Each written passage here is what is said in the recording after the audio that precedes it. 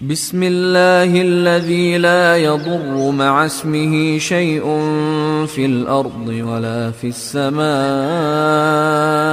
وهو السميع العليم. Assalamualaikum warahmatullahi wabarakatuh.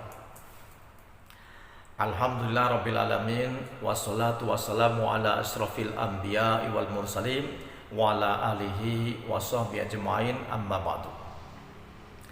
Kaum muslimin rahimakumullah, mari senantiasa kita selalu berdoa agar Allah menambah hidayah kepada hati kita, sehingga hati kita mencintai Islam dan mengamalkan Islam dengan kecintaan. Lalu Allah menggolongkan kita kepada orang-orang yang dicintainya di dunia dan di akhirat yang selama-lamanya, yaitu kepada para nabi, para siddiqin, para syuhada, dan para salihin. Amin ya rabbal alamin. Kaum muslimin rahimakumullah, di dalam surah Fatir ayat 31-32 Allah berfirman, "Walladzi auhayna ilaika minal kitabi wal haqqu musaddiqan lima baina yadayhi innallaha bi'ibadihi lakhabirum basir. Tsumma awrasnal kitaba alladziina istafayna min ibadina faminhum dzalimun li nafsihi wa minhum muqtasid wa minhum sabiqun bil khairati biidznillah dzalika huwal fadlul kabir." Dan kami telah mewahyukan pada engkau Muhammad daripada kitab Al-Quran wal haqqu, dia adalah kitab yang benar, yang tidak ada keraguan di dalamnya. Jangankan satu kalimat, satu kata pun tidak ada kebohongan. Musaddiqan lima baina yadayhi, dan Quran itu pun membenarkan kitab-kitab yang datang sebelumnya.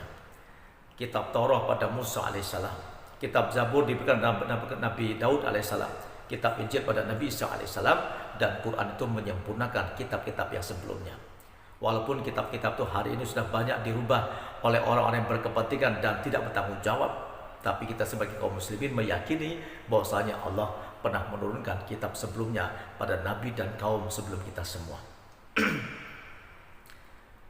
Innallaha bi'ibadihi khabirum basir, dan sungguhnya Allah itu maha mengetahui dan maha melihat kepada hamba-hambanya. Tsumma awrasnal kitaba alladziina istafayna min ibadina.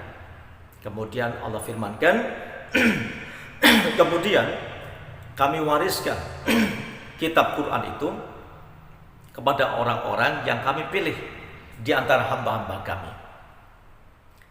Maka kitab suci Quran ini diturunkan pada Rasul yang terbaik dan umat yang terbaik, Nabi Muhammad SAW, dan umat akhir zaman adalah umat yang terbaik, termasuk kita semua ini. Kita pun diwariskan kitab suci Al-Quran ini. Namun Allah terangkan bahwasanya kitab suci Quran diwaris pada hamba-hamba Allah yang Allah pilih itu, namun ada 3 tipe manusia yang mensikapi daripada Al-Quran ini. Yang pertama kata Allah, faminhum dzalimun li nafsihi, maka di antara mereka itu ada yang zalim kepada diri mereka sendiri. Maksudnya bagaimana ini? Maksudnya mereka itu banyak berbuat dosa walaupun berbuat kebaikan, bahkan mencampur adukan. Allah perintahkan sholat, mereka tidak sholat. Allah perintahkan puasa Ramadan, mereka tidak puasa. Allah perintahkan mereka itu berzakat, mereka punya harta enggan dan tidak mau berzakat. Bahkan mungkin mencampur adukan. Mereka sholat tapi masang togel juga. Mereka sholat masih ngadu ayam juga. Mereka sholat masih berjudi dan mabuk juga, dan seterusnya. Maka kalau ditimbang di padang mahsyar nanti di mizan, itu amal keburukannya lebih banyak daripada kebaikannya. Dan golongan ini adalah golongan yang akan menghadapi hisab yang sangat lama di padang mahsyar nanti, di mizan nanti. Akan sangat lama dan akan sangat menyiksa di akhirat nanti. Walaupun nanti akhirnya toh mereka diampuni juga oleh Allah Subhanahu wa taala. Maka hari ini kita bisa melihat bagaimana keterangan mengatakan Quran fi jawfi zalim. Ada Quran di dalam dadanya orang zalim. Ini yang mereka menganiaya diri mereka sendiri. Mereka tahu hukum, mereka tahu syariat, mereka bisa menerjemahkan Quran, tapi mereka ini ketika menjadi orang-orang terdekat penguasa, mereka justru banyak mengelabui rakyat, Mereka banyak menyesatkan rakyat, bahkan membingungkan umat. Maka Quran fi dawsi zalim, ada Quran dalam dadanya orang zalim, orang yang selalu senantiasa melanggar aturan Allah padahal mereka mengerti bagaimana Quran dalam syariatnya. Ini golongan pertama. Dan kemudian yang kedua, wa minhum muqtasid. Dan di antara mereka ada yang pertengahan. Mereka ini mengerjakan yang wajib tapi kadang melalaikan yang sunnah. Mereka sholat fardu tapi qobliyah ba'diyah tidak dikerjakan. Mereka puasa Ramadan tapi puasa Senin Kemis, puasa Ayyamul Bid mereka tidak pernah. Maka di sini kadang-kadang berimbang saja. Mereka pertengahan. Dan jika ditimbang di hari nanti, mereka menghadapi satu hisab yang ringan. Yang pertama tadi hisab yang berat dan panjang, tapi yang golongan kedua ini hisab yang ringan. Dan kemudian yang ketiga Allah firmankan, wa minhum sabiqum bil khair biidznillah. Dan di antara mereka ada yang sabik. Mereka berlomba-lomba untuk menuju kebaikan. Mereka senantiasa tidak puas dengan iman yang ada, tapi mereka meningkatkan iman sampai pada derajat takwa yang Allah inginkan. Mereka tidak puas beramal yang ada, tapi mereka meningkatkan amal yang mereka, sehingga mereka mencintai amalan dan bukan menjadi beban bagi mereka. Itu semua dengan izin Allah Subhanahu wa taala. Mereka melaksanakan yang wajib-wajib, juga mereka melaksanakan yang sunnah-sunnah dan istiqomah di atas agama sampai akhir hayat mereka. Itu biidznillah, dengan izin Allah Subhanahu wa taala. Maka kita berdoa kepada Allah agar Allah itu senantiasa memberikan hidayah kepada kita. Sehingga bagaimana kita bisa mencapai derajat di mana Allah cinta kepada kita. Kita cinta kepada Allah Subhanahu wa taala. Dzalika huwal fadlul kabir, yang demikian itu adalah karunia Allah yang besar kepada hamba yang dipilih di antara hambanya. Maka yang ketiga inilah yang mencapai derajat masuk surga tanpa hisab. Sebagian ulama menafsirkan demikian. Kemudian ayat selanjutnya, ayat 33, 34, 35 Allah menerangkan, Jannatu adni yadkhulunaha yuhallawna fiha min asawira min dhahabi wa lu'lu'a wa libasuhum fiha harir. Surga Aden yang mereka akan dimasukkan ke dalamnya. Surga Aden, surga yang penuh dengan taman-taman yang indah. Terdapat bangunan dan gedung-gedung yang indah. Terdapat pelayan-pelayan surga yang ramah dan tamah kepada kita. Sangat ramah tamah kepada kita. Dan mereka dikumpulkan dengan keluarga mereka yang terpisah di dunia ini karena kematian. Kesedihan melanda mereka di dunia, tapi Allah berikan kesenangan di surga.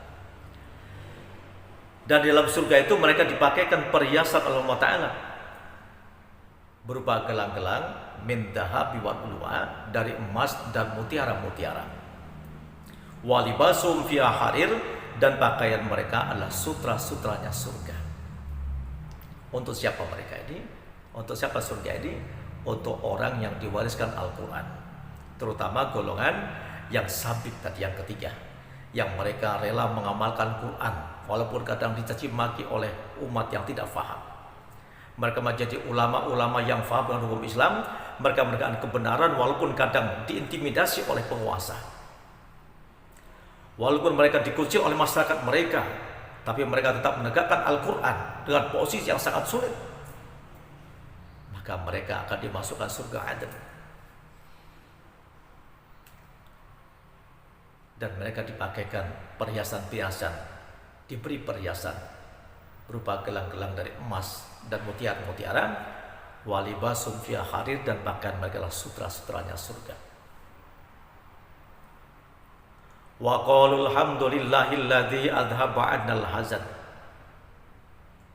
inna rabbana laghafurun syakur. Dan mereka mengatakan, alhamdulillahilladzi adhaba 'annal hazan, segala puji bagi Allah yang telah melepaskan kami daripada duka cita kami ketika kami di dunia mengamalkan Al-Quran dengan susah payah, dicaci maki, difitnah, dihina, diintimidasi, dipenjarakan, diancam, dibunuh, diusir dan sebagainya. Mereka tetap teguh di atas Al-Quran. Begitu juga golongan pertama dan kedua yaitu golongan pertama dan kedua yang mereka juga mengatakan segala puji bagi Allah yang telah melepaskan kami dari duka cita dari hisab yang sangat berat dan panjang, menyusahkan. Allah telah melepaskan rasa itu dengan kebahagiaan di surga Allah Ta'ala. Inna Rabbana laghafurun syakur, sesungguhnya Tuhan kami Maha Pengampun dan Maha mensyukuri, artinya Maha menerima semua amal-amal hambanya. Alladzi ahallana darul muqamati min fadlih la yamassuna fiha nasabu wa la yamassuna fiha lughub. Dan kami juga bersyukur, memuji Allah yang telah meletakkan kami di tempat yang abadi, yaitu surga Allah Subhanahu wa taala. Yang di surga nanti kita akan muda tidak pernah tua, kita akan sehat tidak pernah sakit, kita akan kaya tidak pernah miskin, hidup tidak pernah mati selama-lamanya, menikmati keindahan surga. La yamassuna fiha nasabu wa la yamassuna fiha lughub. Dan kami dalam surga ini tidak disentuh, ditimpa dengan rasa capek, rasa lelah, dan juga kami tidak ditimpa dengan rasa lesu. Di surga ini hidup yang sempurna. Maka di dunia sementara hidup dengan perubahan-perubahan. Kita lahir jadi bayi, jadi anak-anak, jadi remaja, jadi dewasa, tua dan mati. Fisik kita berubah dari bayi tidak berdaya menjadi remaja kuat, dewasa perkasa, tapi tua menjadi lemah lagi, bahkan kadang menjadi pikun. Tapi di surga nanti tempat keabadian yang selama-lamanya, kita tidak pernah mengalami rasa sakit. Maka bagaimanapun dunia hadir berlalu, maka akan terjadi, dunia akan tinggal cerita, dan akhirat akan menjadi nyata dalam pandangan manusia nanti. Maka manusia baru terbelalak, menyesal mereka tidak pernah membaca Al-Quran, apalagi mengamalkan Al-Quran ini. Maka kaum muslimin rahimakumullah, mari kita tetap semangat untuk mengamalkan Al-Quran ini.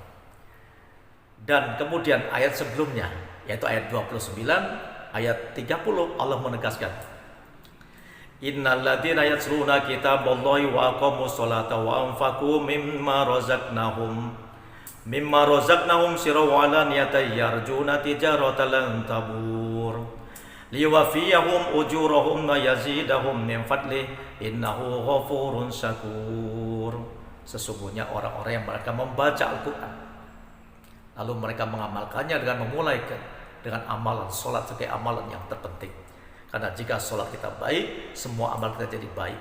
Jika sholat kita buruk, maka sholat kita menjadi buruk. Inilah orang yang baca Quran lalu mengamalkan dengan sholat dimulai sebagai amalan pertama.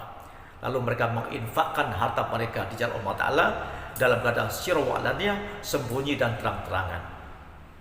Dan mereka adalah orang yang mengharapkan satu perniagaan yang tidak pernah bangkrut, tidak pernah rugi dunia akhirat, agar Allah menyempurnakan pahala-pahala mereka dan Allah menambah keutamaan pada mereka, wa yazidahum min fadlih. Dan sesungguhnya Allah itu Maha Pengampun lagi Maha mensyukuri, artinya menerima amalan orang-orang yang ikhlas, yang mereka mengamalkan Al-Quran dalam kehidupan mereka. Maka dengan demikian, marilah kita jadikan keluarga kita dan anak kita orang-orang mencintai Al-Quran. Banyak sudah ada pondok-pondok pesantren tahfidz Quran, ada rumah-rumah tahfidz Quran dan sebagainya. Maka hendaknya kita beri support dan dukungan pada mereka, para ustadz-ustadz, untuk tetap senantiasa semangat berjuang belajar Quran dan mengajarkan Quran kepada manusia ramai di dunia ini, sehingga Quran akan terus ada sampai hari kiamat. Maka dalam puasa Ramadan ditanamkan kesemangat Ramadan. Semoga Allah terima puasa kita semuanya. Wassalamualaikum warahmatullahi wabarakatuh.